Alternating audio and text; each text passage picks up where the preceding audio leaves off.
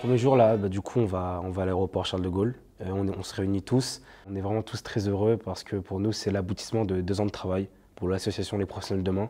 C'est un travail collectif, c'est vraiment le résultat de travail acharné, les ventes de Noël, les prestations extérieures ou intérieures. Alors je voudrais vous parler d'un projet que nos classes ont fait. Toutes nos classes, ici présentes, tous nos camarades, on est dans un projet humanitaire, on a une association, Les Professionnels de Demain, peut-être que certains la connaissent ici. Cette association est à but humanitaire. Cette année, on a comme projet de partir à Madagascar. On est en contact avec le Père Pedro. On compte partir là-bas pour aider les SDF. Il y a un village d'SDF qui a été créé par le Père Pedro. Et on compte y aller pour les aider. On a travaillé, on a récolté pas mal d'argent et on compte faire des dons. Ils travaillent, ils font les prestations à l'extérieur pour payer leur billet d'avion et le truc sur place. Mais là-bas, pour pouvoir donner à l'école des enfants plus au Père Pedro, on a besoin un peu de dons. Et donc, tous les dons qu'on va récolter quand ils font les prestations ou quand ils font les services ici, oui, ce sera pour les enfants et le Père Pedro là-bas. D'accord. C'est chouette.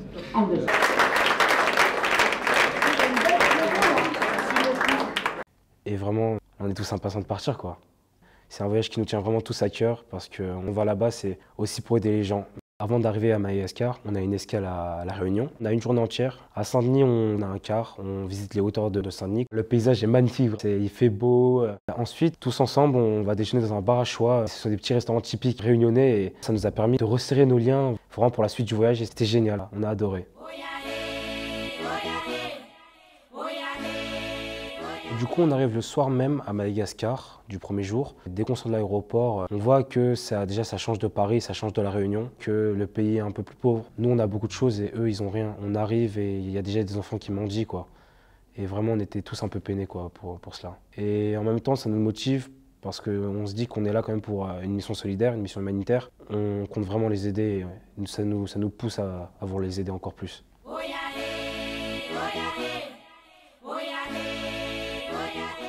Deuxième jour, dès le matin, on va visiter Vatel Madagascar. C'est vraiment intéressant parce qu'on va découvrir l'hôtellerie-restauration, mais à Madagascar. Du coup, quand on arrive, on est accueilli par la directrice d'école. On fait une sorte de rencontre avec les élèves de Vatel Madagascar. Ils nous parlent de leur formation et nous de même. Et vraiment, c'est intéressant parce qu'on voit que c'est un autre type de formation. On s'est séparés en plusieurs groupes. Des élèves nous ont pris à part et nous ont fait visiter un peu leur établissement, les chambres d'hôtes. Ils nous ont accompagnés en cuisine. On a rencontré le chef qui nous a fait goûter une fleur comestible mais qui est anesthésiée dans la bouche. Et vraiment, c'est très spécial. Quand on goûte ça, vraiment, on sent plus rien en bouche. Puis ensuite, vient l'heure du déjeuner. Et pour la première fois, on goûte du zébu. C'est une grosse découverte. On est vraiment tous contents. Comme des enfants, on découvre un produit et on a goûté ça avec un bouillon, le romazava, qui est aussi une spécialité malgache. Et vraiment, on a adoré. Le zébu, quoi, c'est vraiment un produit typique d'ici et nous, ça nous a fait plaisir, on a kiffé.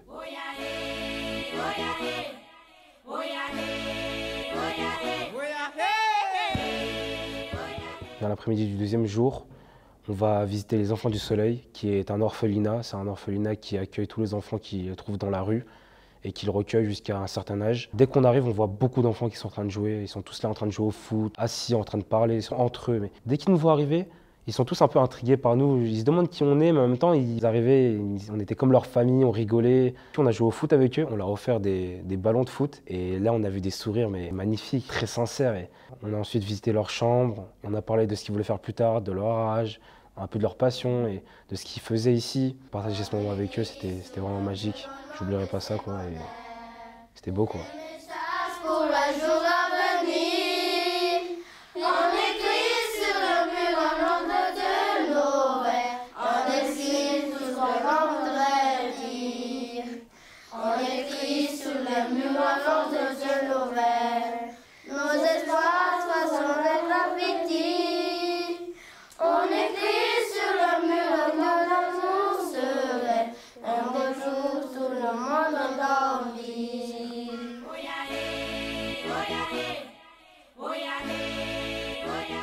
Jour 3, on va visiter une grande chaîne de restauration malgache qui est Gastronomie Pizza. On va déjeuner chez eux et il y a le patron qui nous a accompagnés en cuisine. On discute avec lui, on échange beaucoup sur comment la restauration ici marche à Madagascar et comment ça marche en France. Vraiment, on voit les différences. C'était vraiment très intéressant et ça a été un plaisir de rencontrer le patron de cette chaîne qui est quand même l'une des premières de Madagascar. L'après-midi du 3e jour, on a visité Floribis. C'est l'un des plus gros exportateurs d'épices de Madagascar. Une des responsables de Floribis nous accueille. Elle nous raconte en quelque sorte l'histoire de Floribis.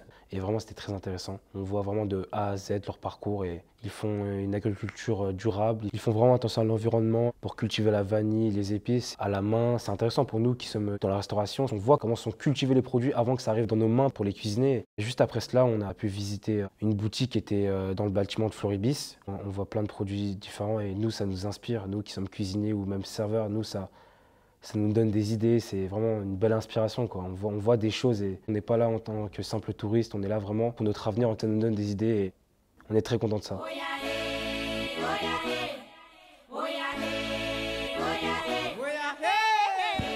Le matin du jour 4, on va avec le Rotary Club visiter un village et on va cuisiner pour des enfants. Ce qui est intéressant, c'est qu'on a pu allier le côté professionnel, notre métier, le métier de cuisinier, le métier de serveur, mais aussi avec le côté humanitaire. C'est-à-dire qu'on a pu cuisiner pour eux et les servir. C'était très éprouvant et très émouvant à la fois de voir qu'il y a en fait autant d'enfants de bas âge qui ne peuvent même pas manger à leur faim tous les jours, quoi. C'est très éprouvant pour nous, mais en même temps ça nous motive tellement pour cuisiner pour eux, leur donner du plaisir. Et quand on vient vraiment l'heure du repas et que vraiment on voit tous les enfants arriver, ils sont un peu excités, ils sont contents, ils crient, ils rigolent. Et que quand on les sert, ils nous disent merci avec un sourire vraiment sincère. On est tous un peu émus et au fond, on est tous contents et motivés. Et on a tous envie de les aider encore plus et leur faire à manger. Vraiment, c'était un plaisir. Et si on pourrait recommencer, on le ferait. Hein. C'était vraiment émouvant de voir tous ces enfants venir. Enfin, ça se voyait qu'ils avaient faim, qu'ils étaient en détresse. Ils étaient tous désespérés. Enfin, ils avaient tous les vêtements déchirés. C'était vraiment émouvant. Mais rien que de leur donner de la nourriture, ça se voyait que ça leur donnait le sourire. Et rien que de leur donner le sourire, c'était vraiment magnifique.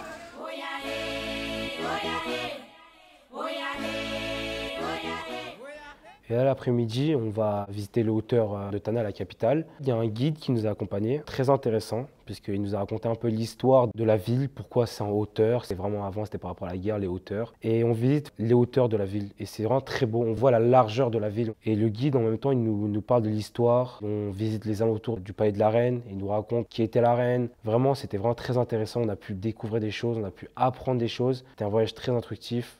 À la fin, le guide, il voit une très grosse araignée et il nous dit qu'elles ne piquent pas, qu'elles ne sont pas venimeuses. Et il la prend dans ses mains et il nous dit qu'on peut la prendre. Et petit à petit, certains tentent et j'ai tenté. Et c'est très spécial d'avoir une araignée sur les mains. C'était marrant et en même temps, c'était très intriguant.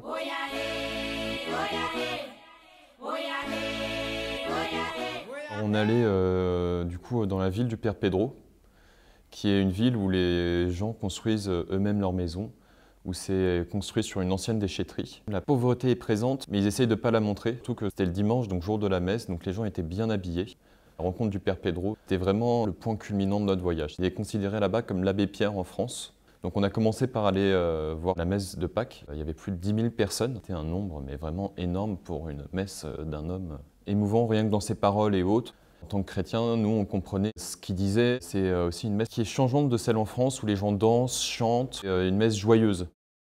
Par la suite, une fois que la messe est finie, on est allé voir le Père Pedro. On l'a salué, on lui a présenté l'association. Il a adoré ce qu'on faisait et il nous a demandé de passer l'après-midi dans le premier village qu'il a créé sur la déchetterie et d'aller voir les enfants et voir ce qu'il a fait. On est allé visiter un petit peu les alentours, la carrière où les gens qui recueillent travaillent, ainsi que les foyers, là où les gens passent un moment avant de passer directement au village pour les soigner, pour les remettre dans un bon cadre. Après ce foyer, on allait visiter la cathédrale qui est une pierre aussi grosse que la table et qui est située en plein milieu de la carrière. Et il y avait une photo, je pense qu'il y avait minimum 50 000 personnes qui étaient là et lui, il était sur sa pierre en train de faire sa messe.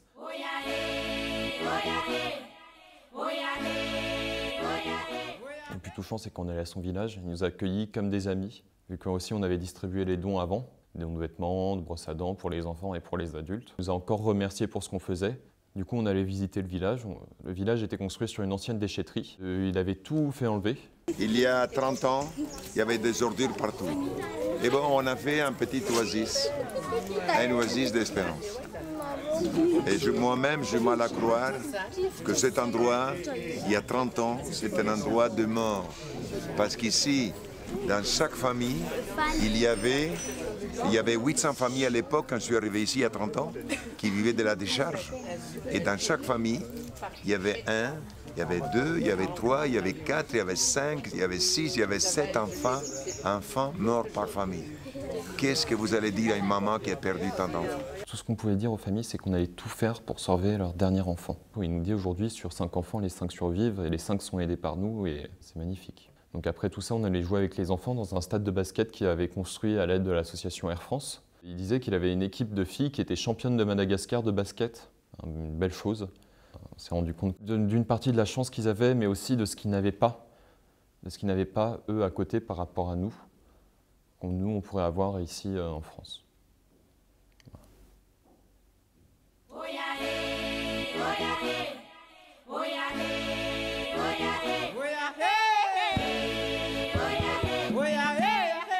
Le lendemain, on a passé un peu de la phase humanitaire à la phase découverte, repos.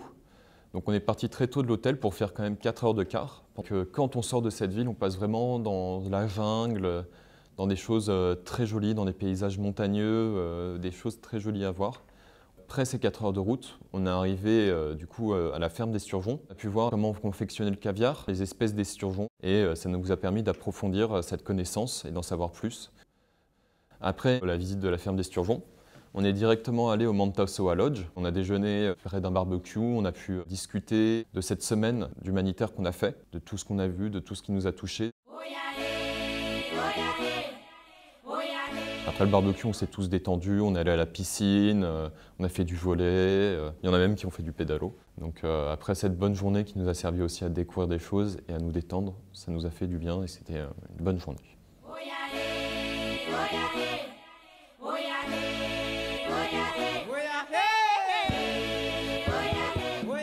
Le matin, on était à Matachou Lodge et on devait prendre un bateau pour aller sur une île où il y avait un parc zoologique qui se nomme Moussissou Park. On part du Matachou Lodge, on prend le bateau, c'est bon enfant. On fait un peu la course avec les 2 bateaux, c'est fort amusant. On arrive sur l'île.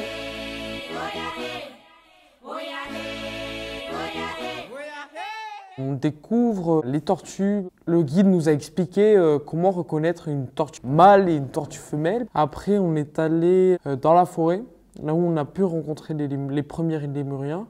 On a joué avec les lémuriens, c'était sympa. On a vu des caméléons, des crocodiles, mini espèces de tortues. Ensuite, on est allé manger. Pour moi, c'est vraiment incroyable de faire ça parce qu'au début, on voit un peu Madagascar sous une autre forme qui est un peu la pauvreté. Et là, je suis super contente de pouvoir faire découvrir à mes camarades que voilà, il n'y a pas que la pauvreté, il y a aussi diverses choses à voir à Madagascar et que c'est un fabuleux pays, quoi. C'est beau.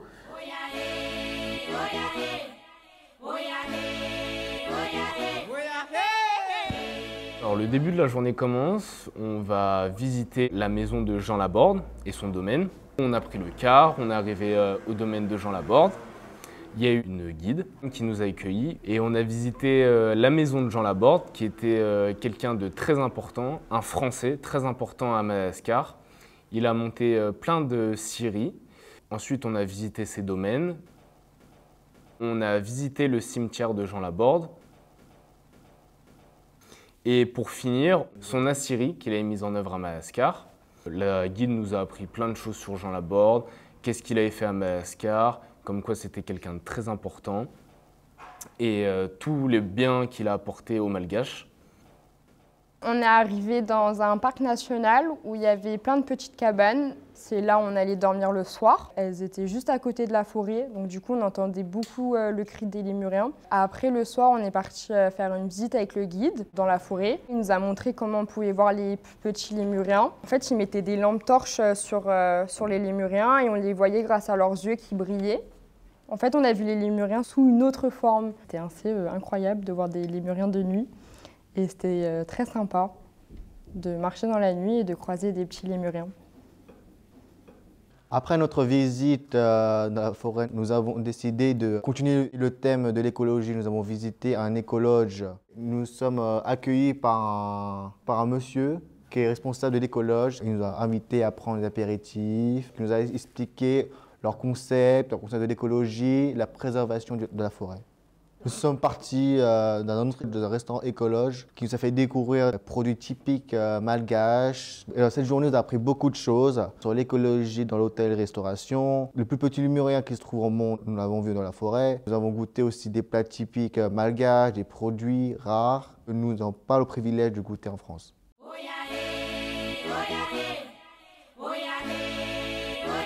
Donc on est parti dans un parc national où il y avait les lémuriens. C'était le parc Antasibé Montadia. Il y avait une guide, elle nous a fait visiter. On a marché 3 heures et donc on avait vu des lémuriens dans la nature. On a vu des plantes, il y avait des fleurs de gingembre. Nous, dans la cuisine, on voit le gingembre, mais on n'a jamais vu la fleur. Il y avait d'autres plantes et c'était impressionnant là-bas. Puis après 3 heures de marche, on essayait d'appeler les lémuriens avec des bruits. Puis il y avait un monsieur qui avait un interphone. Puis il avait fait hurler son interphone, le bruit des lémuriens. Puis après, il y a eu des lémuriens qui ont hurlé. C'était émouvant. Après, on est parti pour 4 heures de route, direction Tana. On avait vu des paysages magnifiques.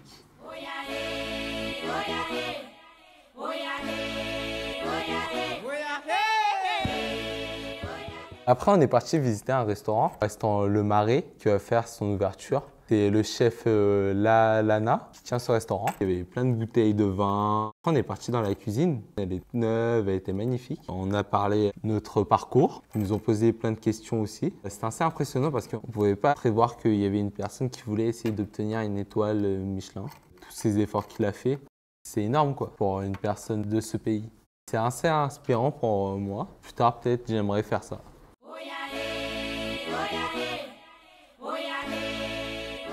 On s'est rendu dans un marché aux souvenirs pour pouvoir faire quelques achats avant notre départ. On a pu découvrir plein de souvenirs différents, des pierres, du bois, des magnettes, des sets de table, des sacs tressés.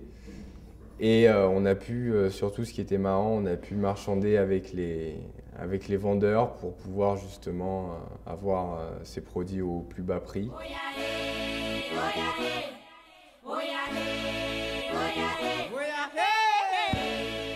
La chef Cossimon nous a fait une très belle surprise. Elle nous a emmenés à la Croc Farm, qui est un zoo à Madagascar, qui est très très beau, plein de verdure. On a vu beaucoup d'animaux. On a vu l'une des plus grosses tortues de Madagascar. On a vu un très très gros crocodile. Il devait faire au moins plus d'1 tonne. On a vu des lémuriens aussi. On a vu des serpents. On a vu des animaux typiques. À un moment, on allait sur un ponton avec toute la classe. Et il y avait beaucoup de crocodiles autour de nous. Ils étaient au moins 40. Et après, la chef, elle a eu une dernière surprise pour nous. Elle nous a fait goûter du crocodile, parce que c'est une viande qu'on n'a pas l'habitude de manger en France. Le goût du crocodile se rapproche beaucoup du poulet et du poisson de vase. C'était une très bonne expérience de goûter le crocodile. Ça peut mettre en lien avec notre parcours à l'école, qui est la cuisine. Ça m'a fait penser à mettre en œuvre le crocodile en France, qui serait une bonne idée, je pense. Et du coup, c'était une très bonne expérience et une très très bonne journée.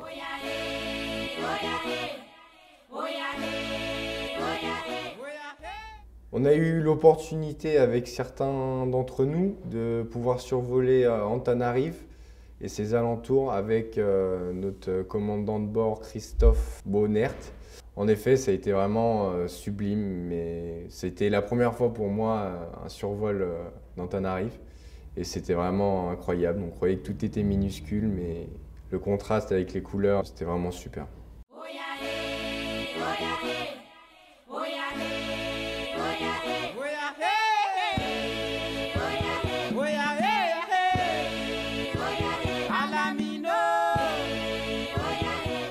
C'était une bonne expérience. Moi, je suis super contente d'avoir fait découvrir mon pays à mes camarades.